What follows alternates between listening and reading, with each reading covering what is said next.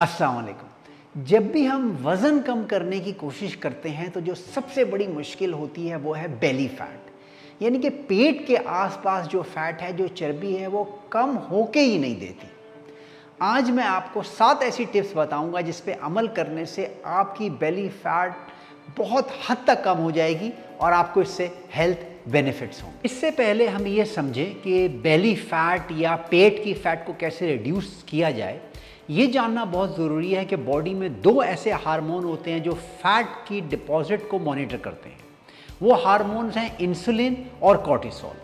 Insulin जिस्म के लिए बहुत ज़रूरी है। जब भी आप कोई चीज़ खाते हैं आपकी बॉडी में इंसुलिन सिक्रीट होती है और सेल के अंदर ये शुगर या ग्लूकोज मॉलिक्यूल्स को लेके जाती है जो हमारी सेहत के लिए ज़रूरी है।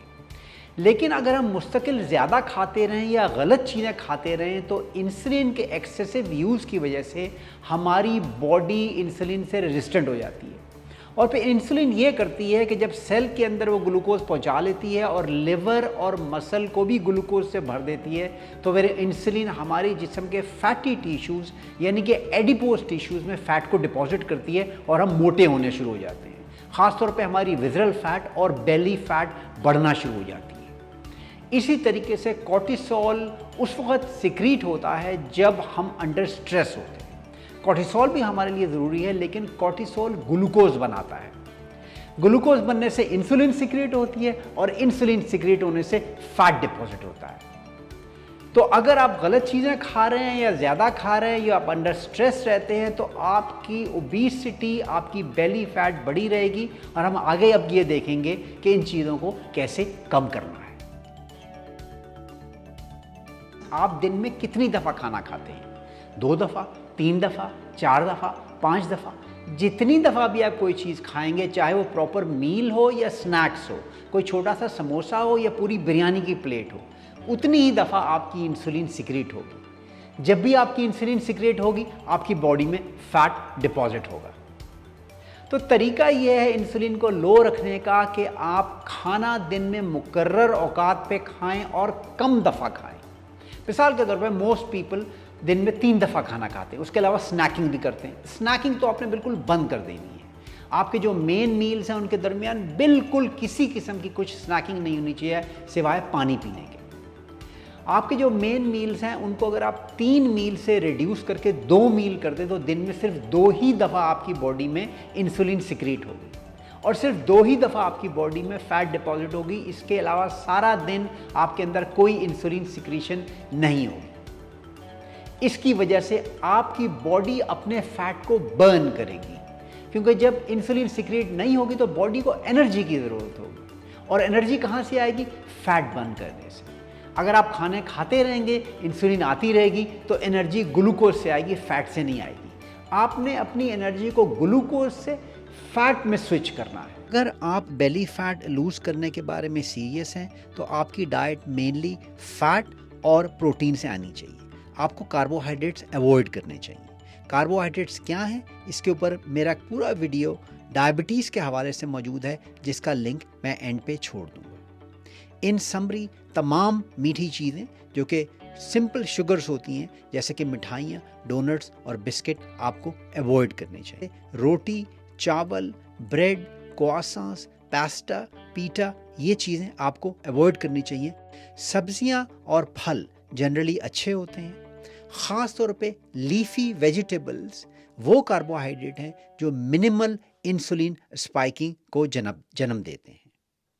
अगर आप लीफी सब्जियां जैसे सलाद के पत्ते, salad, cabbage, cucumbers, tomatoes, broccoli, mushrooms और ऑनियंस जैसी चीज़ें इस्तेमाल करेंगे तो आपका इंसुलिन मिनिमल स्पाइक हो। अपनी डाइट का मेन हिस्सा प्रोटीन्स और फैट को बनाइए। प्रोटीन्स के अंदर लीन मीट जैसे चिकन ब्रेस्ट या फिश जैसे कि सार्डिन्स और सैमन एक बेहतरीन ग़िज़ा है। इसी तरह एग्स या ओट्स, दलिया और जौ भी एक बेहतरीन चीज़ है। अमूमन तौर पे लोगों को ये गलत फहमी होती है कि फ़ैट खाने से आपके अंदर फ़ैट डिपॉजिट होगी। फ़ैट बॉडी के लिए बहुत ज़रूरी है और फ़ैट और फाइबर 2 वो चीज़ें हैं जिनसे इंसुलिन स्पाइक नहीं होती। फ़ैट के अंदर salmon, avocados, extra virgin olive oil, avocado oil, इन चीज़ों का इस्तेमाल कीजिए। मुट्ठी भर नट्स में भी बेहतरीन फ़ैट की मिकदार होती है। आप जितना भी हेल्दी खा लें, जब तक आप अपने फूड की मिकदार को कम नहीं करेंगे, आपकी बेली फ़ैट लूज़ नहीं होगी। अपने फूड की मिकदार को अपनी हथेली या पाम से मेजर कीजिए। मिसाल के तौर पे आपकी प्रोटीन एक दिन के दौरानिए में सिर्फ 2 पाम साइज़ के बराबर होनी चाहिए। इसी तरह कार्बोहाइड्रेट आपको 3 पाम साइज़ से ज़्यादा नहीं खानी चाहिए। चौथी अहम चीज़ है एक्सरसाइज। एक्सरसाइज से हालांकि बेली फैट लूज़ होने का इम्कान बिल्कुल मिनिमम है। बेली फैट आपको डाइट से ही लूज़ करनी है, लेकिन 2 तरीके की एक्सरसाइज आपको पेट की फैट के लिए मदद करेगी। पहली है cardio exercise including high intensity exercise यानी कि हिट एक्सरसाइज। अगर आप हफ्ते में 2 से 3 दफ़ा कार्डियो और हिट करते हैं तो आपका ग्रोथ हार्मोन सिक्रीट होगा। ग्रोथ हार्मोन आपके लीन मसल मास को बिल्ड करेगा और फैट को मेल्ट करेगा। कार्डियो और हिट एक्सरसाइज से मेरा एक पूरा वीडियो मौजूद है, जिसके लिए मैं आपके लिए एक लिंक छोड़ दूंगा।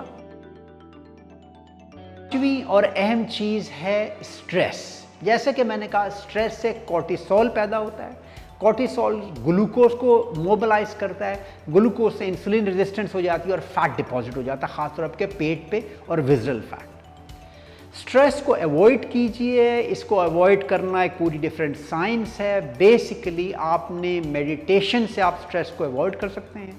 मेडिटेशन का ये मतलब नहीं है कि आपको किसी स्टूडियो में जाने की ज़रूरत हो और योगा समझने की ज़रूरत है। मेडिटेशन का बेसिक मकसद ये होता है कि आपने अपने जहन से ओवर थिंकिंग, अननेसेसरी थिंकिंग और वो तमाम ख्यालात जो आपके जहन पर हावी रहते हैं, आपको स्ट्रेस में ले आते हैं, मेडिटेशन इन ख्यालात को आपके जहन से ख़त्म करता है। क्योंकि जब आप ब्रीदिंग एक्सरसाइज कर रहे होते हैं तो मेडिटेशन आपके जहन को सुकून की हालत में ले आता है।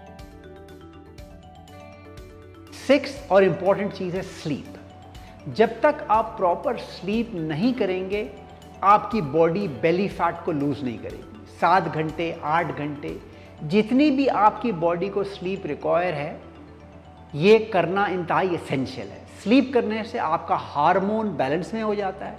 आपकी बॉडी एक नेचुरल सर्केडियन रिदम में चली जाती है। कोर्टिसोल का रिलीज जो होता है वो प्रॉपर तरीके से हो जाता है और आप इंसुलिन रेजिस्टेंस से बच सकते हैं। अगर आपकी स्लीप ठीक नहीं है, इंटरप्टेड है, तो आपका कोर्टिसोल भी हाई रहेगा, आपकी बॉडी सर्केडियन रिदम में नहीं जाएगी और आपको बेली फैट लूज करने में आसानी नहीं होगी। 7वीं और आखिरी चीज़ है intermittent fasting. Intermittent fasting weight lose करने का एक इंतहाई इफेक्टिव और बेहतरीन तरीका है। इंटरमिटेंट फास्टिंग क्या होती है, इसके लिए मैं एक लिंक ऊपर छोड़ रहा हूँ, इसको फॉलो कीजिए। अगर आज का वीडियो पसंद आया है तो मेरे चैनल को लाइक और सब्सक्राइब कीजिए।